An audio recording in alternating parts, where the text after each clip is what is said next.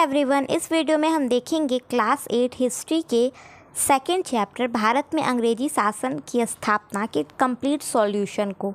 और फर्स्ट जो क्वेश्चन है वो रिक्त स्थानों की पूर्ति यानी फिल इन द ब्लैंक्स है। तो यहाँ पे आप क्वेश्चन देखो कि भारत और यूरोप के बीच स्थल मार्ग में होने वाले व्यापारों डैश की महत्वपूर्ण भूमिका थी। तो इसका आंसर होगा अरब के सौदागरों। यहाँ पे आंसर भी लिखा हुआ है, आप देख लो। अरब सौदागरों की जो भूमिका थी वो महत्वपूर्ण थी। सेकंड क्वेश्चन है कि कंपनी द्वारा खरीदा गया माल डैश में रखा जाता था। तो जो डैश है उसका आंसर क्या हो जाएगा, सेकंड नंबर हो जाएगा, फैक्ट्री में रखा जाता था। फिर ग है कि एक के बाद एक कई लड़ाइयों ने मराठों को डैश कर दिया। तो क्या कर दिया, कमज़ोर कर दिया। घ नंबर क्वेश्चन है कि डैश अंग्रेज़ों के साथ सबसे पहले आर्थिक सहायक संधि को स्वीकार किया। तो देखो कि इसमें आंसर क्या हो जाएगा, सिराजुद्दौला और शाह आलम हो जाएगा।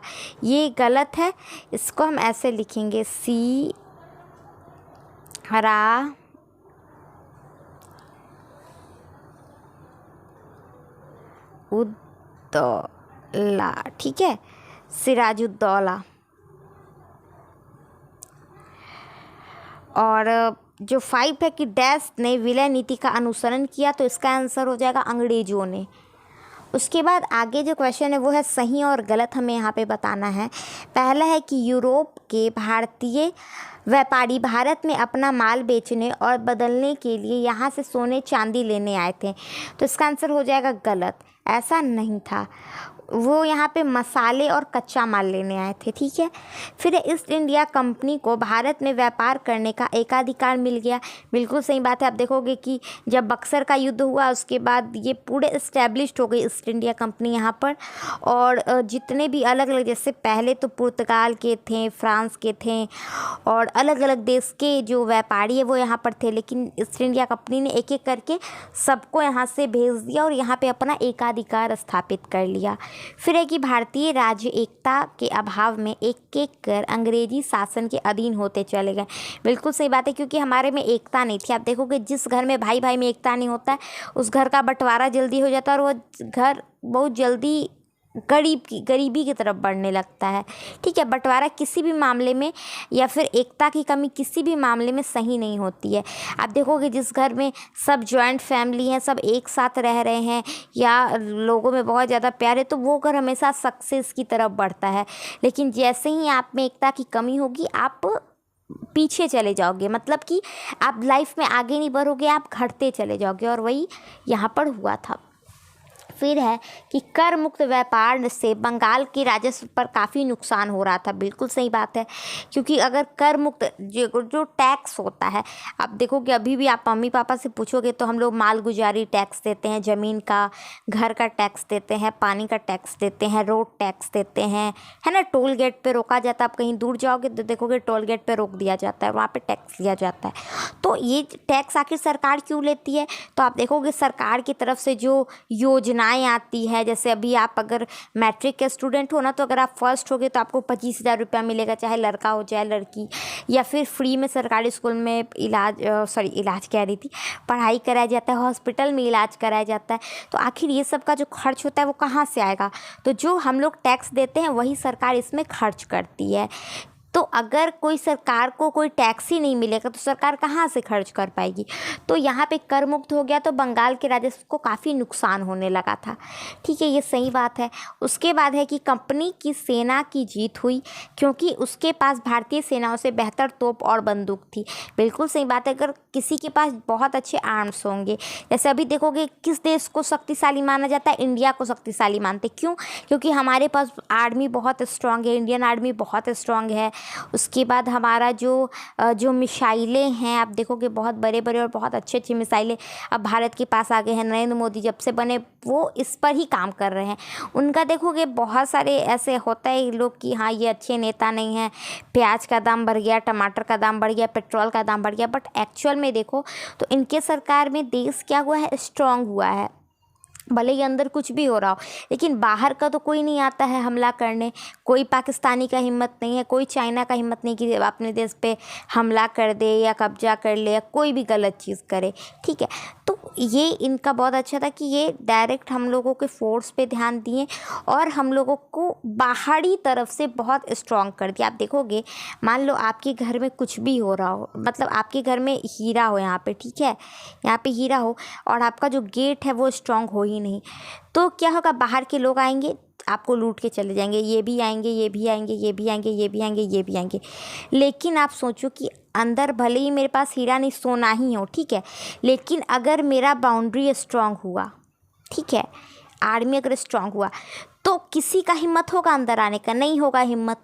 अब चाहे अपना सोना हो या कोयला हो या पेट्रोलियम हो, कुछ भी, ये किसके काम आएगा? ये देशवासियों के काम आएगा। लेकिन भले ही हमारे देश में हीरा ही क्यों ना, अगर दूसरा के लूट के ले ही गया, कोई नूर ले ही गया वो, तो इससे हमारा क्या फ़ायदा हुआ? कोई फ़ायदा नहीं हुआ। तो वही बात है। उसके बाद फर्स्ट क्वेश्चन है कि यूरोप में व्यापारी कंपनियों ने क्यों भारत की राजनीति मामलों में हस्तक्षेप करना शुरू किया?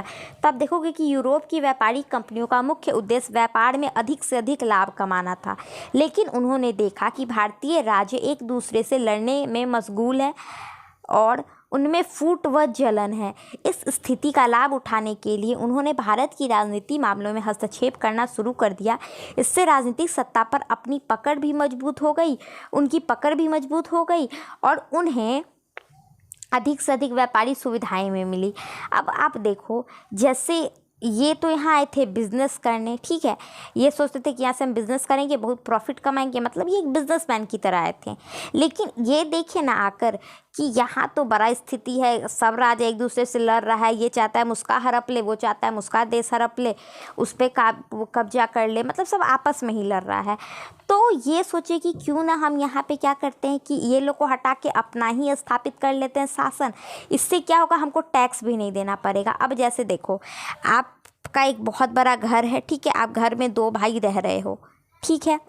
अब अगर आप दोनों आपस में ही लड़ोगे, आप सोचोगे अच्छा एक बीच में एक रेंटर आ गया, वो बाहर से रह रहा है, ठीक है, तो अभी तो जो रेंटर रह रहा है उसको तो पैसा देना पड़ रहा है, तब वो आपके घर में रह रहा है, और आप दोनों भाई हो कमज़ोर और आपस में ऊपर से लड़ भी खूब रहे हो, तो मान लो आप उसको नुकसान पहुंचाओगे, वो आपको नुकसान पहुंचेगा, ऐसे धीरे धीरे करते तो दोनों कमज़ोर होते जाओगे। ऐसे में अगर वो रेंटर अगर ताकतवर निकला तो रात में आप लोग को पकड़ के और अपना ज़मीन आपके नाम, मतलब उसका ज़मीन जो है वो अपने नाम लिखवा लेगा रेंटर, और इससे क्या होगा, वो सबका मालिक बन जाएगा। तो यही क्या हुआ कि ये लोग आपस में लड़ लड़ के खुद को कमज़ोर कर दिए। ऐसे में जो बाहर से है वो सोचा कि ये लोग लड़ ही रहा है, इसको क्या कर देते, थोड़ा और लड़वा देते, बोलते हाँ भाई देखो नहीं, तुम्हारे बारे में ऐसे बोला, वो तुम्हारे बारे में ऐसे बोला, लड़ा उड़ा के और पूरा अपने कब्जा में ले लिए। तो यही उसने उस समय किया था। अब तो उसको पैसा भी नहीं देना पड़ा और फ्री में रह भी रहा है, पूरा घर भी हो गया, तो ये सबसे अच्छा था उसके लिए। फिर अंग्रेज बंगाल पर क्यों अधिकार करना चाहते थे? आपने चैप्टर में पढ़ा कि अंग्रेज बंगाल के पीछे हाथ धोकर पड़े थे, क्यों?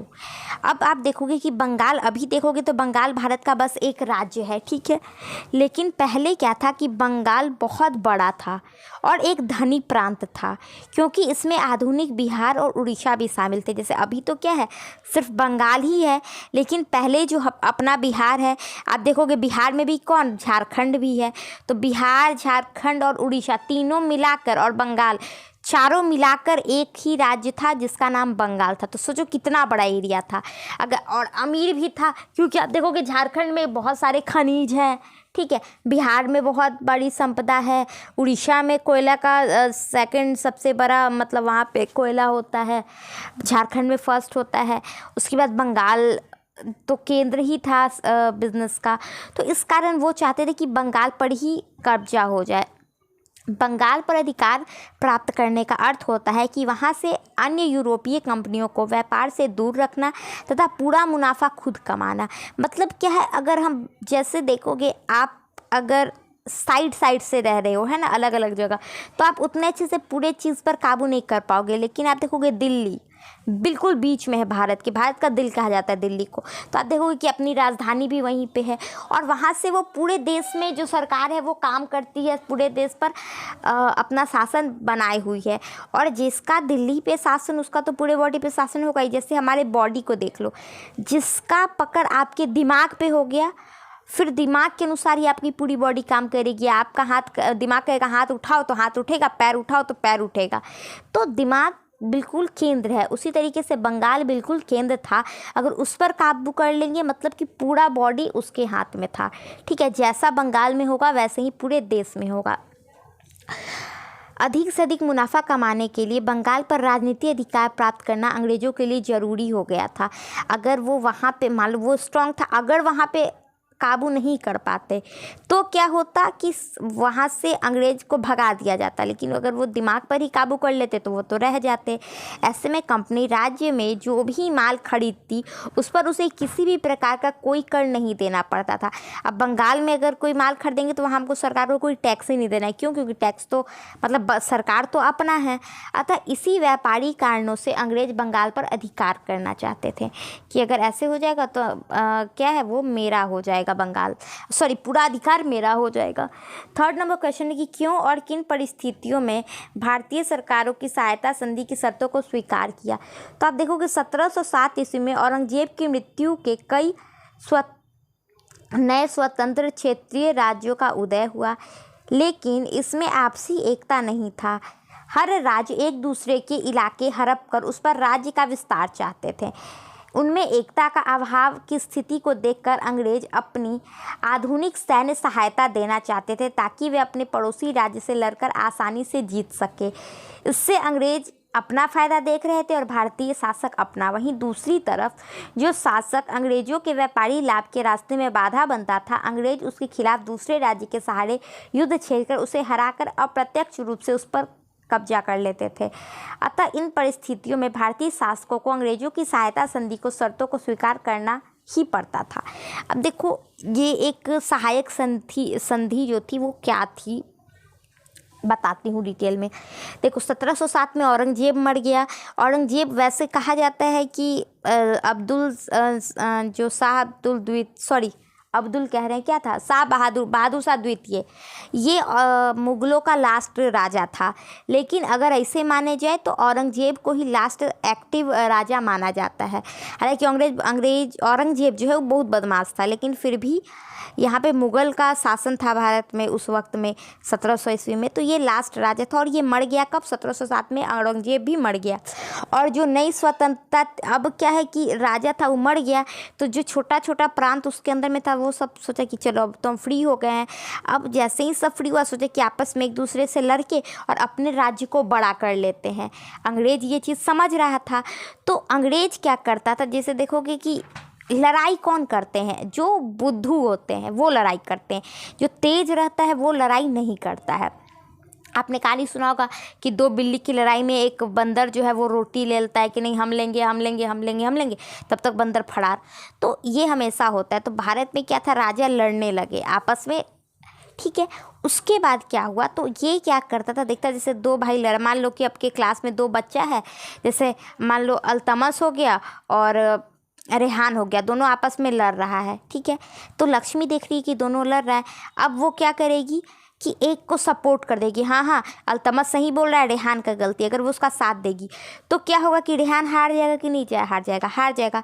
तो वही अंग्रेज करता था कि एक का साथ देता था। अब वो स्ट्रांग हो गया, बोलता था कि अरे तुम काहे डर रहे हो, तुमको अगर बंदूक चाहिए, तोप चाहिए, सब हम दे देंगे। सरकार उसको अंग्रेज उसको दे देता था और वो उससे लड़की क्या कर देता था, उसको हरा देता था और उसको जीत जाता था। अब मान लो कि कोई आपका मदद करेगा, जैसे लक्ष्मी अगर अभी अल्तमस का मदद कर देगी तो अल्तमस तो हमेशा लक्ष्मी का शुक्रगुजार हो जाएगा।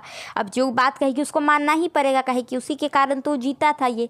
तो ऐसे ही अंग्रेज क्या करता था कि जो दूसरा पक्ष है ना उसको सपोर्ट करके और जीत देता था। तो ऐसे में अल्तमस को लगेगा क्या कि लक्ष्मी तो हमको सपोर्ट कर रही है, लेकिन लक्ष्मी तो अपने काम के लिए उसको सपोर्ट कर रही है, लेकिन वो नहीं समझ पाया।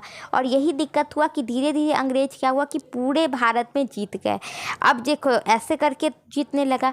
अब जो राजा उसमें भी जीत जाता था, ठीक है, फिर भी उसको क्या कहता था कि नहीं, फिर टैक्स ज़्यादा लेने लगता था। उसके बाद अंग्रेजी सरकार इतना बड़ा था, युद्ध का डर था, तो ऐसे में क्या होता था कि वो उसको स्वीकार करना ही पड़ जाता था।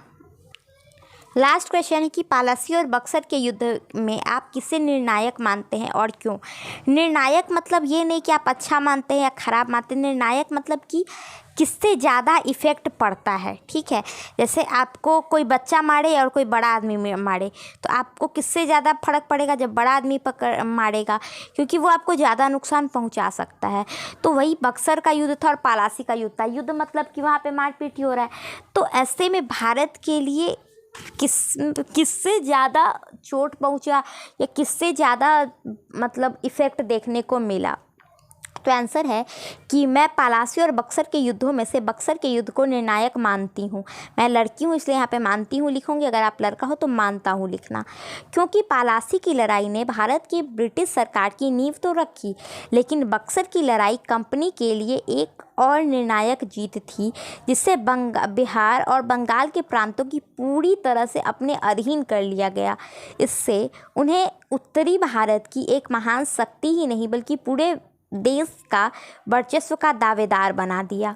अब देखो क्या है, जैसे युद्ध तो दोनों खतरनाक था। पलासी का युद्ध भी भारत के लिए बेकार था और बक्सर का युद्ध भी बेकार था। देखो पलासी का युद्ध कब हुआ था, यहाँ पे आप देख सकते हो कि 23 जून 1757 को रॉबर्ट क्लाइव के नेतृत्व में सिराजुद्दौला के नेतृत्व में नवाब सिराजुद्दौला के बीच में हुआ था, यानी रॉबर्ट क्लाइव और सिराजुद्दौला के बीच में हुआ था। कब हुआ था, तो 57 में हुआ था, 23 जून। वहीं बक्सर का युद्ध जो है वो 23 अक्टूबर मतलब 22-23 अक्टूबर लिखें, क्योंकि युद्ध एक दिन में ख़त्म नहीं हुआ था, 2 दिन तक चला था, 22 से 23 तक। तो ये जो अक्टूबर 1764 में हुआ था, ये मीर कासिम और अंग्रेज़ों के बीच में हुआ था। तो देखो पलासी के युद्ध से क्या हुआ था कि भारत में क्या उसको कह रहे थे, अंग्रेज थे, वो अपना नींव रख दिया था साम्राज्य से पहले। तो वो उतना दिन से बिजनेस कर रहा था, लेकिन जो राज्य जीत के जो राजनीति शुरू हुआ, तो ये पलासी के युद्ध के बाद इनका राजनीति शुरू हो गया। लेकिन बक्सर के युद्ध में क्या हुआ, यानी 64 में, कि वो बंगाल को जीत लिया। अब बंगाल को जीतेगा, अभी मैंने आपको पहले सेकंड क्वेश्चन था ना, तो वहाँ पे मैंने बताया था कि बंगाल मतलब कि बिहार, झारखंड, उड़ीसा और बंगाल चारों को जीत लिया। और उसके साथ ही क्या हुआ कि यहाँ पे जो मीर कासिम है, ठीक है, वो अंग्रेज़ों से युद्ध हार गए। और युद्ध हारने का सीधा मतलब था कि अब बंगाल में अंग्रेज़ों का शासन हो जाएगा, और जैसे ही वो बंगाल को जीतेगा मतलब कि लगभग वो पूरे देश में उसका बोलबाला हो जाएगा और वो फेमस हो जाएगा।